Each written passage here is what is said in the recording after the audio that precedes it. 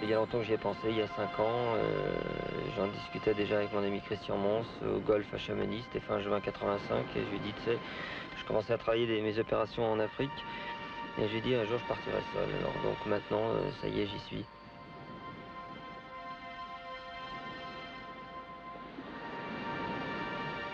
Et de toute façon, tu es toujours attiré par quelque chose qui est ou dangereux ou interdit. Et bah, les gens qui montent à l'Everest, c'est dangereux, hein. Et puis ils sont attirés, et puis ils ont tous envie d'y retourner. C'est le passage obligatoire, c'est tout. Mais on a tous envie de passer par un passage obligatoire dans la vie.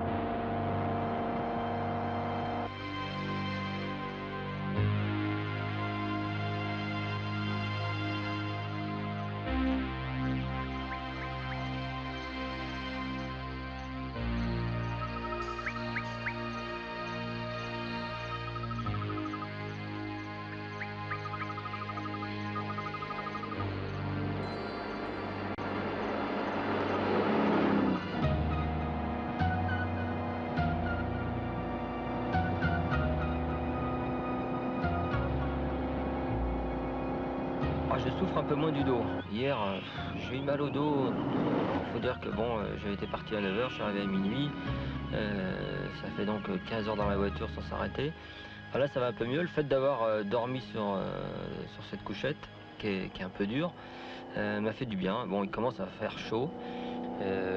Bon, j'arrive à faire du 125 de moyenne. Je vais continuer ma route. Je vais en direction de Victoria Falls. Et il fait très beau, Zimbabwe, c'est vraiment le début de l'Afrique noire. Je commence à être bien, à me sentir bien. Je pense moins. Hier, j'étais obsédé par l'arrivée, obsédé par le parcours. Bon, là, j'essaie de dire vivons au jour le jour.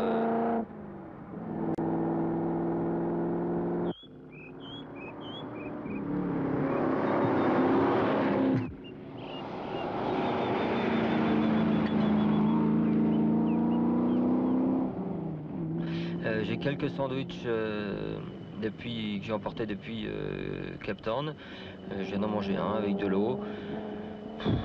Tout va bien, je suis bien, toujours assez serein quand même.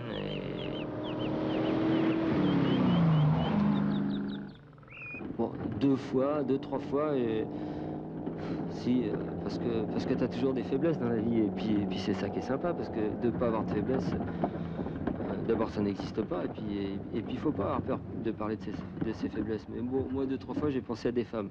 Bon, bah, c'était marrant en fait, parce que tu penses à ça, tu dis tiens, elle est mignonne, et peut-être que j'y rêverai un jour, quoi.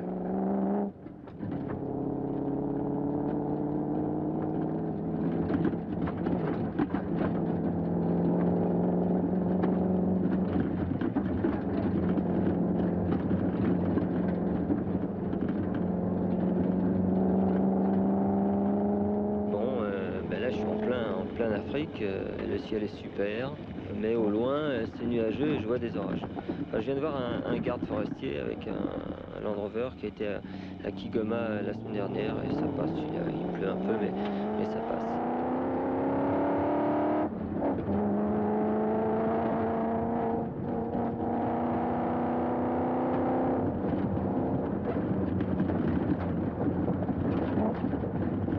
Je vais me restaurer, je vais peut-être dormir pendant 2-3 heures et essayer de faire le maximum de route cette nuit, quitte à me reposer demain, tout ça dans le but de gérer un peu toujours son sommeil.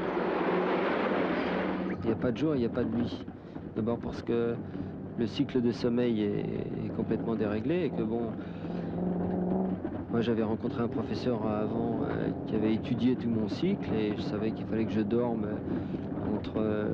entre 2 heures et 6 heures du matin, il fallait que je dorme au moins 2 heures. parce qu'au bout d'une heure et demie, je rentrais dans une phase de rêve et que c'était important que je rêve pour la récupération. Et après, bon, le jour, de temps en temps, je dormais par série de 20 minutes, donc il n'y avait plus de différence. En plus, le cycle, je dirais, le métabolisme, tout est déréglé. Seulement, quand j'étais fatigué, de temps en temps, la nuit, ben, on angoisse plus parce que dans le noir, on ne sait pas où on met les pieds, quoi.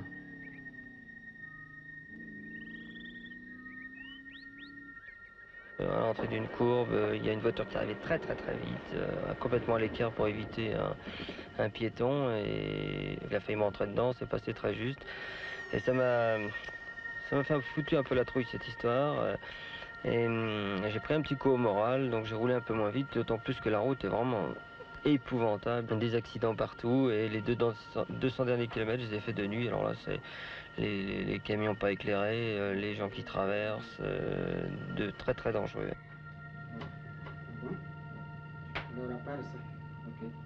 La route est bonne là? Comment était la route là où vous venez? Très mauvaise.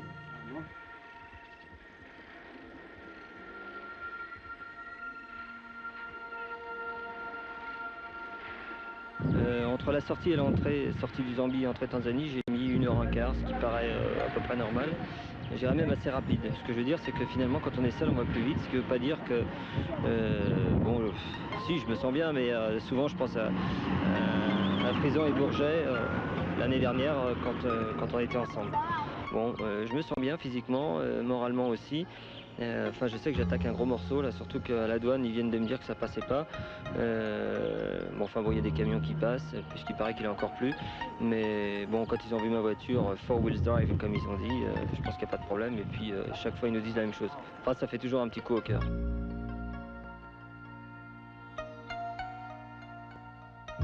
Bon, et ben là, je suis dans la merde. Petit coup au moral, même. Important. Enfin, non. Je suis planté, mais bien planté dans la boue. Putain, c'est dément, c'est la fin. Même avec le truck, j'arrive pas à m'en sortir. Bon, de toute façon, je sais qu'il y a 3 camions derrière que j'ai doublés, donc je les attends. Il y en a peut-être un qui arrivera avant. Bon, je suis pas en situation périlleuse, mais enfin, c'est chiant. Bon, je perds du temps, mais de toute façon, si je ne perds pas là, je perdrai autre part. Bon, bah voilà, je vais donc attendre. Je me suis arrêté, j'étais fatigué, crevé, je commençais à prendre tous les trous. Et après, pour repartir, à la hauteur de Marais. On ne peut pas lutter contre la fatigue. Tu peux ne pas manger, c'est très facile. Te limiter à la consommation de boire, c'est quelque chose déjà de plus difficile, mais c'est quelque chose qui est possible. Mais la fatigue, c'est impossible. C'est-à-dire que quand tu as vraiment sommeil, tu peux pas lutter, tu es obligé de t'arrêter.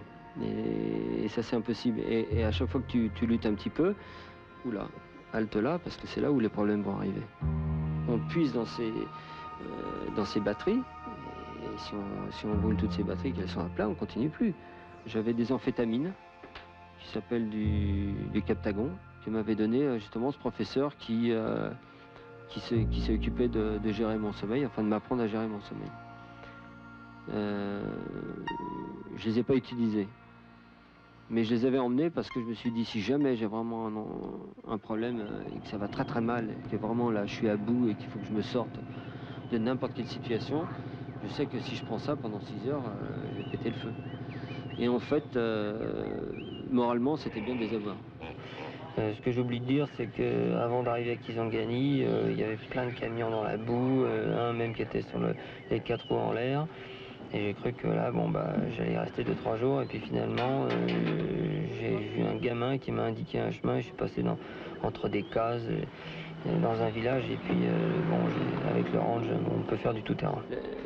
Au début, j'ai abandonné ma voiture 2 fois pour aller voir des gens et tout. Et je me suis senti mal. Je me suis donc aperçu une chose, c'est qu'il ne faut jamais abandonner son véhicule. Parce que tu es bien dedans. Moi, je vivais dedans. Hein. Je me nourrissais. Je dormais dedans. Je la conduisais bien. Moi, je me suis surpris pendant le parcours, tous les jours, à taper gentiment sur le tableau de bord de la voiture en disant « Tiens, on vient de passer un bon truc, merci ». C'est pour ça que, à chaque fois que je la vois, ça me fait quelque chose. Toi. Je l'ai vue à Val d'Isère il y a 15 jours. Elle était là.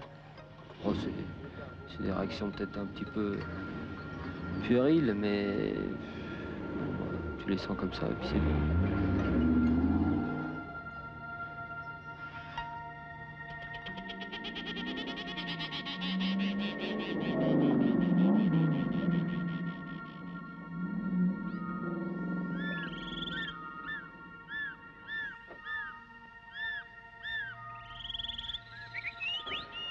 J'ai donc dormi 2 heures, bien dormi. J'étais réveillé par... J'avais laissé un peu les vitres entrouvertes parce que ça sent l'essence dans la voiture. Et puis, il faisait une chaleur d'enfer. J'étais réveillé par une multitude de mouches qui sont rentrées dans la voiture, les mouches piquantes, là, suceuses. J'ai donc vite fermé les vitres, mis de la bombe, et puis j'ai mis mes chaussures, et je suis parti.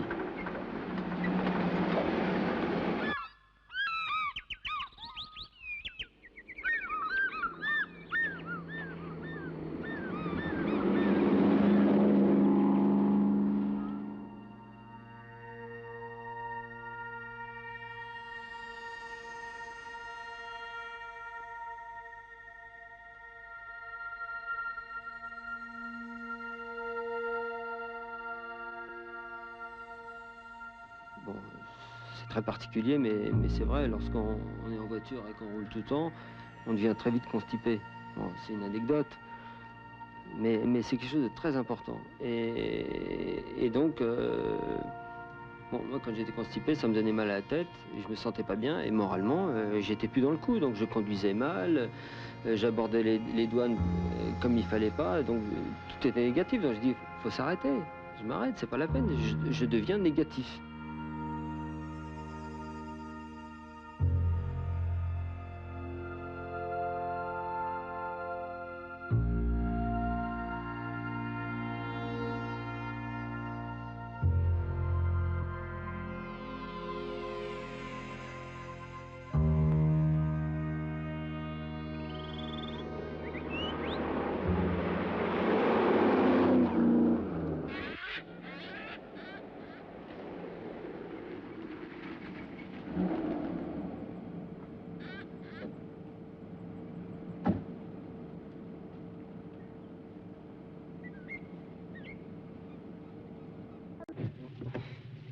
Ça va mon chef? Ça va bien, on est tellement heureux de te voir. Regarde la voiture. Ouais, J'ai failli pas arriver à 30 km de l'arrivée, des arbres partout. Il n'y a pas de voiture qui est passée depuis un mois.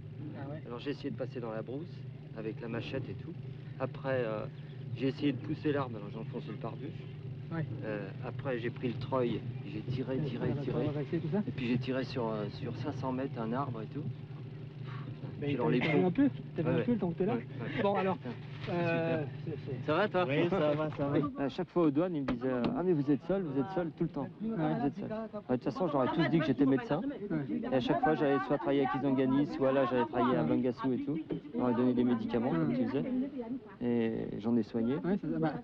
Et après Béni, 50 km après Béni, je suis resté 4 heures bloqué derrière un bulldozer et des camions et ils mettaient un tuyau, tu sais.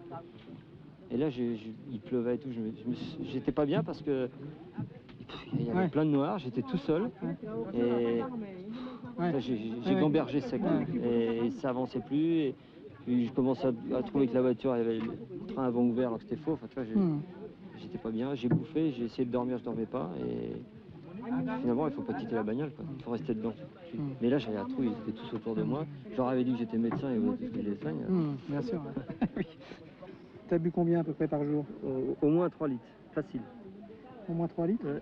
Et tout ce qui était diététique, Rien bouffé. T'as pas eu le temps de te faire beaucoup à Non, manger? tu fais pas, tu sais bien ce que c'est. Ah. Sortir le réchaud et tout, tu le fais pas. Et en plus, j'ai bouffé des barres énergétiques. Ouais. Je suis raide quand même. Hein. Ouais, c'est un peu raide. Ouais. Bouge pas. Je vais me faire debout. Ah putain. Ça fait du bien. Non, Non, mais je suis pas raide. Hein. Regarde bien devant toi, laisse-moi. Ah. T'es bien. Ouais. Putain, là, c'était... Bon, allez, on va prendre le manche. Ouais. Ok. Bon, on est parti. Et à un moment, tout à l'heure, quand je suis passé sur cet arbre, je freinais plus sur l'arrière. Je me suis demandé si j'avais pas arraché une dioïde. Renforcer le pot d'échappement. Alors, je t'ai dit, c'est parce que regarde ce qui m'est arrivé. Il y a la truc qui s'est barrée et moi j'ai fait un système avec une calembour et du fil de fer et ça tient. Mais il faudrait peut-être qu'on l'arrange un peu mieux. Il y a la jauge à essence. Le voyant rouge, il reste complètement allumé maintenant. Ouais. Même quand il est plein. Et c'est quand je suis passé dans un trou, donc j'ai dû... Quand tu verras. On va regarder ça tout à l'heure. Ça.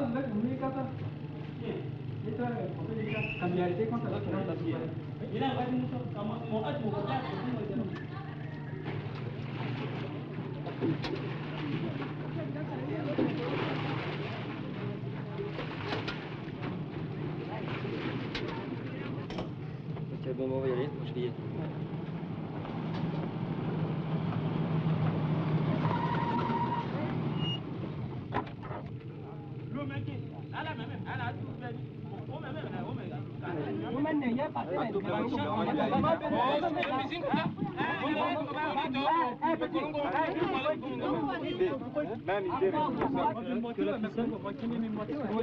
Non, non, il faut... Non, mais mon frère.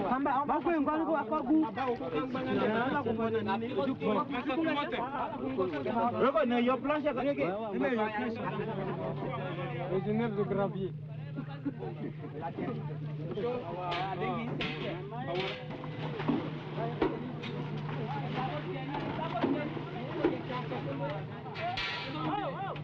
Nga somo makote.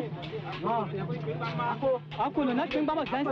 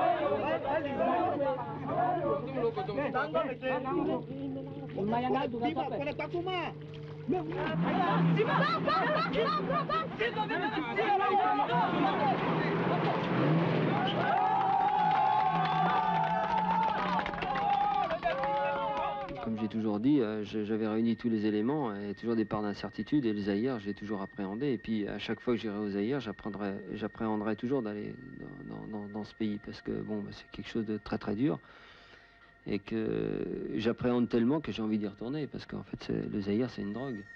Puis quand t'en sors, quel soulagement.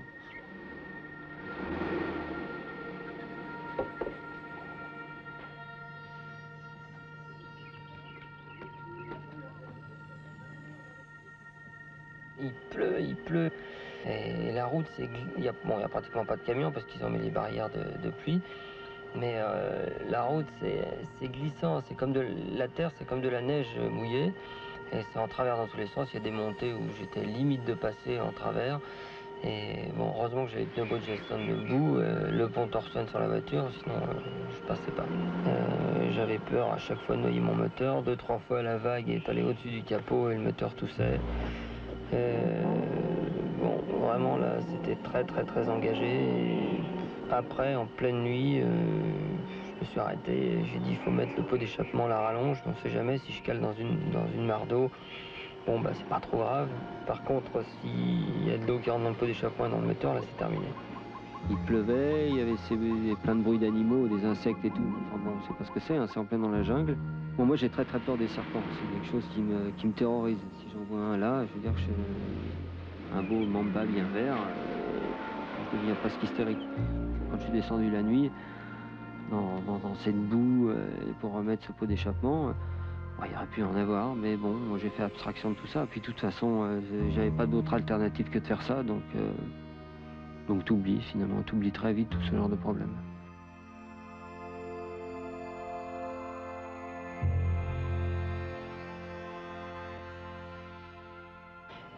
Arrivé à Bouar, oui, pour la petite anecdote, je me suis fait arrêter comme il y a 2 ans.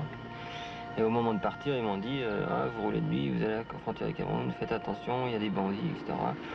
Bon, en fait, j'ai roulé vite avec les pleins phares, et puis rien s'est passé, et puis tout va bien maintenant.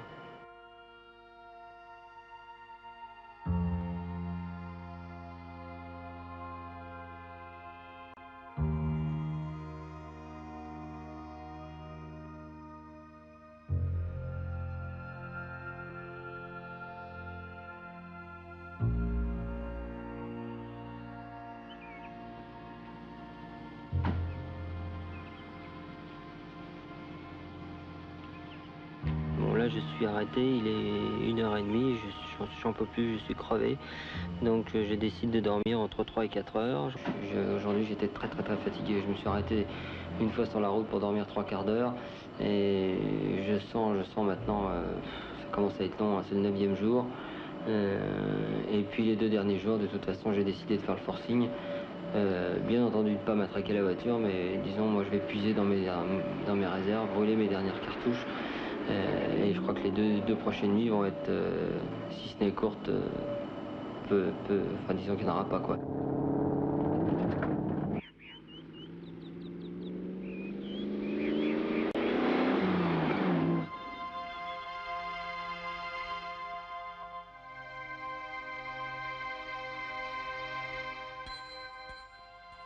Quand je suis arrivé à Tamanrasset, bon, je m'étais perdu dans ce vent de sable.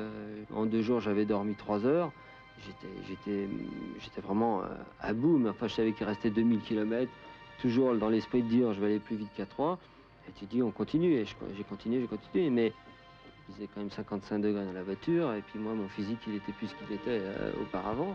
Les seuls trucs dont je me souviens à peu près, je criais. Je criais tout le temps.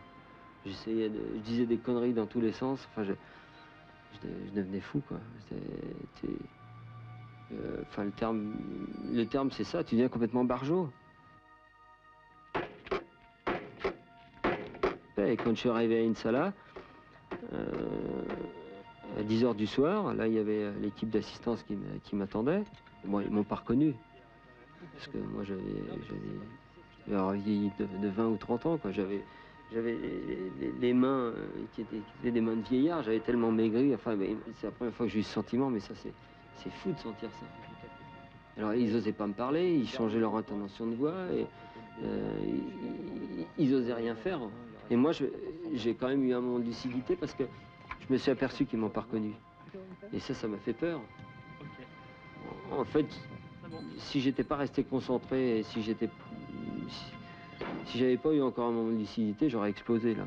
Parce que j'aurais dit, vous foutez de ma gueule, qu'est-ce que vous faites, vous me prenez pour un malade. Bon, j'avais pas mangé depuis 3 jours, mais j'ai rien mangé parce que j'avais pas faim, quoi. En fait, tu peux pas avoir faim.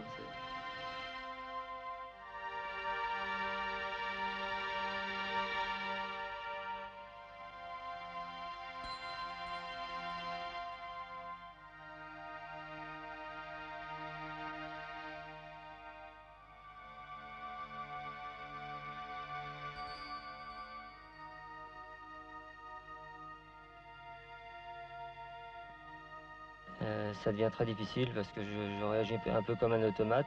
Et ce qui est important, c'est d'aller jusqu'au bout, mais surtout d'essayer de garder le plus possible ma concentration. Parce que quand je suis à 130 km/h, j'ai l'impression d'être à 200 et je commence vraiment à être super fatigué.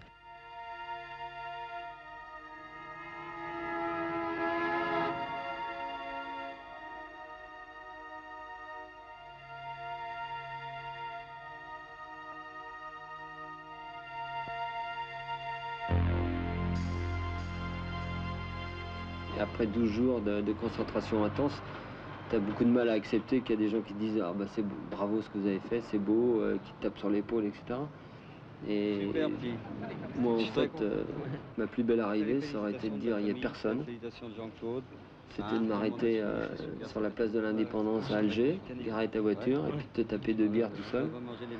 Et puis de passer à la limite de la soirée tout seul. Et puis le lendemain, bah, tu prends un avion et puis tu vas voir tes potes. À l'arrivée, il y avait une personne, c'était Jean-Pierre Frison, avec qui j'ai fait toutes mes opérations en Afrique. Et on a discuté 2-3 mots ensemble, mais 2-3 mots qui ont été très forts. Parce qu'il comprenait, c'était... Et après, je lui ai dit, tu sais, je vais prendre une douche, mais viens parce que j'ai envie que tu me laves le dos. Ça, c'est tout con, mais... Et puis après, j'ai dit à Jean-Pierre, viens, on va aller boire des bières. On est allé boire 3 bières au bar. Et en fait, c'est ça que tu as envie, tu n'as pas envie d'autre chose.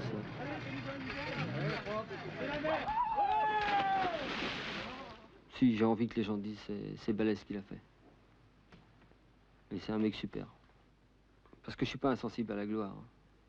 Il faut bien être objectif, je crois, dans la vie.